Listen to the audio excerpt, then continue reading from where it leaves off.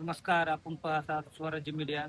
आज मी आलेलो आहे पोळपिंपरी या ठिकाणी आणि आपण या अगोदर 4 दिवसापूर्वी एक व्हिडिओ टाकलेला होता की पोळपिंपरी येथील शेतकरी ज्ञानेश्वर पोळ यांना शेतामध्ये जाण्यासाठी रस्ता नाही. तर त्यासाठीचा त्यांनी निवेदन दिलेलं याचा व्हिडिओ. तर 3 वर्षापासूनची मागणी आणि शेत रस्त्याची पण आजपर्यंत प्रशासनाने पाहिजे तशी त्या प्रकारे दखल घेतलेली नाही. 3 वर्षापासून वारंवार अर्ज करून पण आजपर्यंत कोणत्याही प्रकारे प्रशासनाकडून त्या मागणीला प्रतिसाद घेतलेला नाही किंवा आजपर्यंत रस्ता झालेला नाही. तर त्या संदर्भात ज्ञानेश्वर पोळ यांच्याशी संवाद साधणार आहे.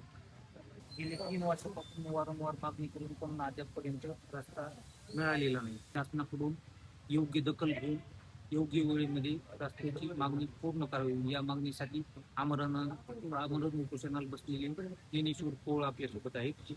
आज उपोषणाचा पहिला दिवस आहे आणि याच्या अगोदर जवळपास 3 वर्षापासूनचा लढा आहे. तर त्याबद्दल काय सांगा? माझी एवढीच विनंती आहे की आज 2023 पासून मी अर्ज सारखं देत राहिलो. अर्ज सादर करूनही कोणी काही दखल घेत नाहीये.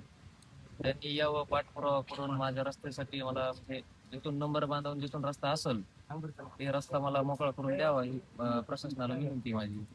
आणि आज आमरण उपोषणाचा पहिला दिवस आहे.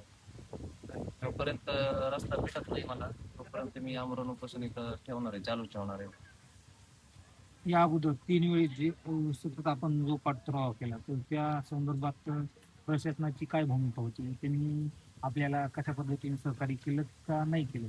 प्रशासनाने सहकार्यच केलं नाही ना, त्यांनी काही भूमिकाच घेतली नाही. मी 2023 अर्ज दिला, त्यांनी पण काहीच म्हणजे काहीच केलं नाही. त्यांनी पाठपुरावाच केला नाही अर्जाचा. 2025 दिला, त्या पण अर्जाला तसंच त्यांनी काहीच केलं नाही. 2026 दिलाय.